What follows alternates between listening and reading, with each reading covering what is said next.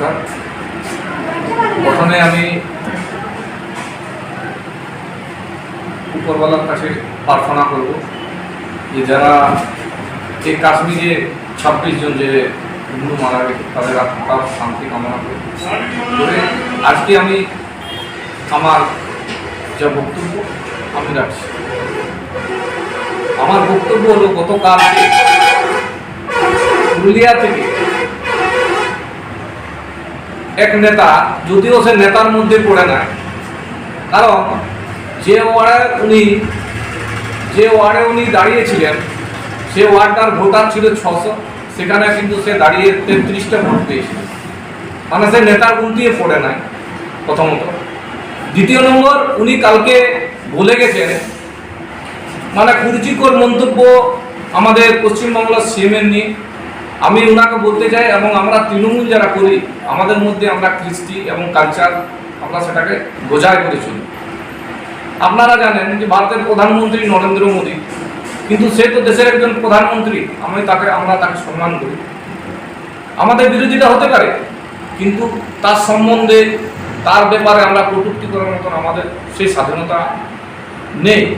আমার মনে করি সেটা বলা উচিত নয়।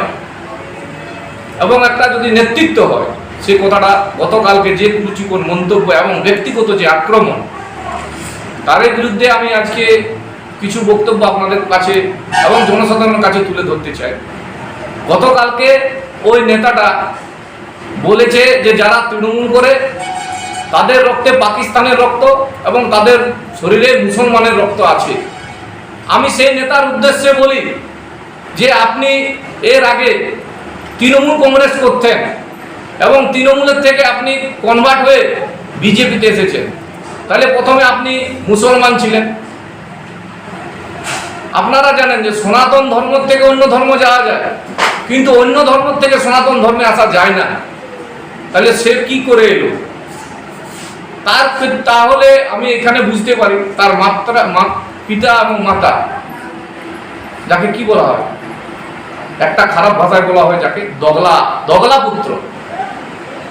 এবং উনি আরেকটা জিনিস বলেছে যে আমরা নাকি আগে মার ভাত খেতাম। তো ওই নেতার উদ্দেশ্যে বলি, আপনার সমস্ত কিছু আমি জানি। আপনি আগে একটা 30 টাকার গেঞ্জি এবং জাঙ্গিয়া বিকতেন, একটা ছোট্ট দোকান ছিল। আজকে আপনার ওঢের সম্পত্তি, পুরুলিয়ার বুকে 7টা থেকে 8টা ফ্ল্যাট আছে, কোথা থেকে আপনি পেয়েছেন আপনাকে জবাব দিতে হবে। এবং আপনি চাকরির নামে টাকা নিয়ে আপনার জামাইটা আত্মহত্যা করেছে গলায় দড়ি নিয়ে, এটারও আপনাকে জবাব দিতে হবে। আপনি বড়াবাজারে এসে হিন্দু মুসলমানের তাস খেলে আপনি চলে যাবেন, এটা কিন্তু বড়াবাজারের মানুষ হতে দেবে না। এবং আমরা যতদিন থাকবো বড়াবাজারে কিন্তু আমরা হিন্দু মুসলমান হতে দেবো না। আজকে যেখানে মারা গেছে কাশ্মীরে, একটা প্রশ্ন চিহ্নের জায়গা এসেছে, যেখানে 2000 মানুষ ভারতবর্ষের বিভিন্ন প্রান্ত থেকে কাশ্মীর ঘুরতে গেছে, সেখানে কোনো সিকিউরিটি নেই। এবং যেখানে চেকপোস্টে 200 সিকিউরিটি তানাত ছিল, সেখানে তার একদিন আগে সেই সিকিউরিটিকে অন্য জায়গায় ট্রান্সফার করা হয়েছে। এবং সেখানে 8 ঘন্টা ধরে যে একটা ঘটনা ঘটছে, সেখানে কিন্তু বিএসএফ পৌঁছায়নি। তার আগে কিন্তু এই গদি কিছু মিডিয়া সেখানে কিন্তু পৌঁছে গেছে। তা এর দ্বারা প্রমাণিত হচ্ছে, আমাদের মনে হচ্ছে যে এটা পূর্ব পরিকল্পিত একটা রাজনৈতিক উদ্দেশ্যের স্বার্থে, যেহেতু বিহারে ভোট এবং সাধারণ মানুষ যে বুঝতে পারছে যে ভোট এলে কিন্তু এরকম হয়। তো গতকালকে যে নেতাটা বিভিন্নভাবে যে আক্রমণ করেছে, আমি তার উদ্দেশ্যেই বলছি, শুনুন, আপনাকে নেতা হতে গেলে আপনাকে নিজের ওয়ার্ডে আগে আপনি জিতে আসুন, তারপরে বড়াবাজারে আপনি নেতাগিরি দেখাবেন। আপনি কি করেছেন এবং আপনার কুকীর্তি, আপনি কি বললেন যে যদি বিজেপি ক্ষমতায় আসে আমাদের কুকীর্তি, আপনি বড়াবাজারে ঘুরুন। আমি চন্দন সিংহ মল্ল বলছি, এবং চন্দন সিংহ মল্ল, আমার দাদুর নাম হচ্ছে জগবন্ধু সিংহ মল্ল, এবং আমরা একটা সম্ভ্রান্ত পরিবারের বলি, বড়াবাজারের মানুষ জানে। এবং আপনি কি ছিলেন? আপনি একটা চাড্ডি বিকতেন আর একটা গেঞ্জি বিকতেন, একটা দোকান আছে। আজ আপনার পুরুলিয়ার বুকে 7-7টা ফ্ল্যাট, আর আপনি মুসলমানদেরকে গালিগালাজ করছেন। আপনি সুদে টাকা খাটান মুসলমানকে দিয়ে, পুরুলিয়ার বুকে 10% সুদে আপনি টাকা খাটান। আমাদের কেন খবর রাখি আমরা। তো দয়া করে আপনাকে বলছি, আপনার যদি হিম্মত থাকে রাজনৈতিকভাবে আমাদের সঙ্গে ময়দানে আসুন এবং রাজনৈতিকভাবে আপনি লড়াই করুন। হিন্দু মুসলমান করে লড়াই করতে আসবেন না এখানে, এবং এলাকাকে অশান্ত করার জন্য আসবেন না। যদি দ্বিতীয়বার আসেন, এলাকার মানুষকে নিয়ে সংঘবদ্ধভাবে আপনার বিরুদ্ধে আমরা কিন্তু প্রতিরোধ করে তুলব।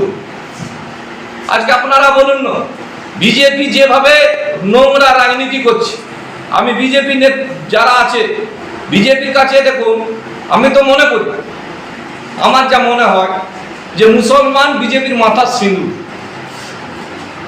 মুসলমান হচ্ছে বিজেপির মাথার সিঁদুর, আর পাকিস্তান হচ্ছে যাকে আমরা দেশি ভাষায় কি বলি, আমাদের পুরুলিয়ার ভাষায় কি বলি, স্বামীকে আমরা পুরুলিয়ার ভাষায় কি বলি, যাকে স্বামীকে আমরা পুরুলিয়ার ভাষায় বলি ভাতার। এই দুটা জিনিস না থাকলে বিজেপি কিন্তু বিধবা হয়ে যাবে। যদি এই দুটা জিনিস বাদ দেয় তাহলে বিজেপি কিন্তু বিধবা হয়ে যাবে, আর ভক্তরা, ওই যারা অন্ধ ভক্ত আছে তারা অনাথ হয়ে যাবে। এই দুটো নিয়ে এটা রাজনীতি, এই দুটো জিনিস বাদ দেবে।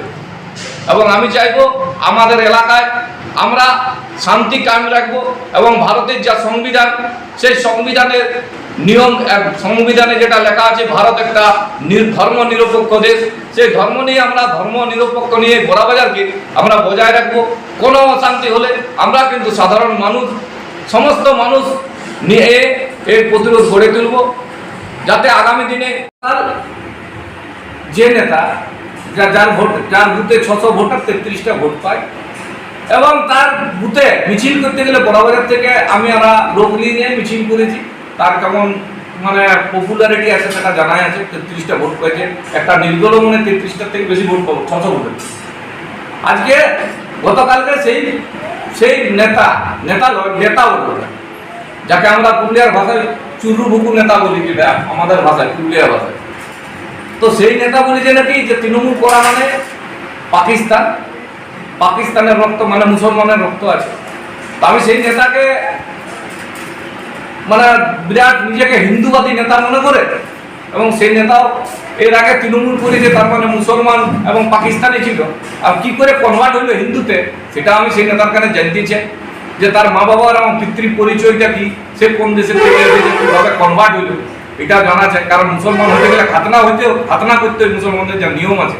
তাহলে সেই নেতা প্রথমে তো খাতনা হয়েছে তৃণমূল করে, এবং খাতনার থেকে সে কিভাবে হিন্দুতে আসবে সেটা আমাকে বুঝতে হবে। কারণ সনাতন ধর্ম এমন একটা ধর্ম যে সনাতন ধর্ম থেকে অন্য ধর্ম যাওয়া যায়, এবং অন্য ধর্ম থেকে সনাতন ধর্ম আসা যায় না, এটা আমরা জানি। এটা আমরা হিন্দু হিসাবে বলছি, এবং সনাতন ধর্ম পড়েছি পুরা।